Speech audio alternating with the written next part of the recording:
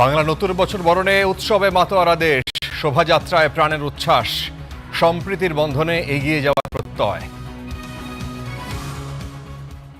আমার এখানে এসে খুব ভালো লাগছে। আমি ওখানে গান শুনতে গিয়েছিলাম।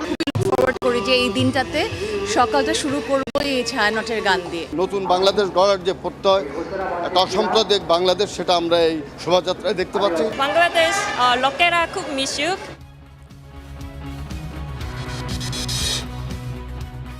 জনআস্থার প্রতিদান দিতে শুরু করেছে বিএনপি সরকার। টাঙ্গাইলে কৃষক কার্ড উদ্বোধনে প্রধানমন্ত্রী। দেশ গড়তে সবাইকে পাশে চান তারেক রহমান। বিএনপি সরকারই চেষ্টা করেছে কৃষক ভাই বোনদের পাশে দাঁড়ানোর জন্য। আপনারা বিএনপির উপরে বিগত নির্বাচনে আস্থা রেখেছেন, ইনশাল্লাহ এই সরকার আপনাদের সেই আস্থার পূর্ণ মর্যাদা দিবে।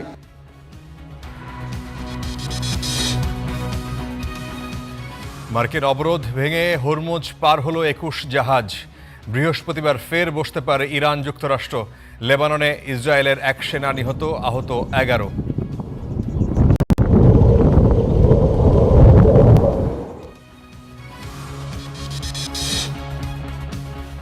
জ্বালানি সংকটে দেশের একমাত্র তেল শোধনাগার ইস্টার্ন রিফাইনারি বন্ধ। বৈশাখের ছুটিতে খোলা নেই ডিপো, বিপাকে যানবাহনের চালকরা।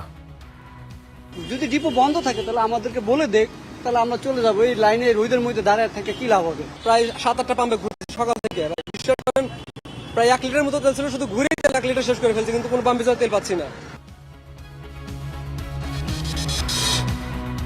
হামের উপসর্গে আরও 9 শিশুর মৃত্যু।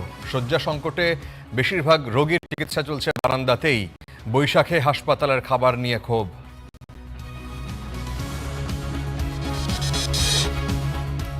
উৎসব আনন্দে বিষাদের ছায়া। কুমিল্লায় ট্রাক উল্টে ঝরে গেল 7 প্রাণ।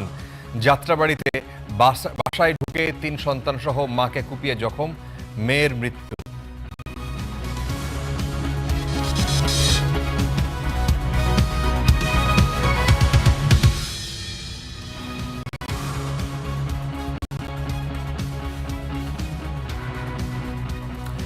শুভ নববর্ষ।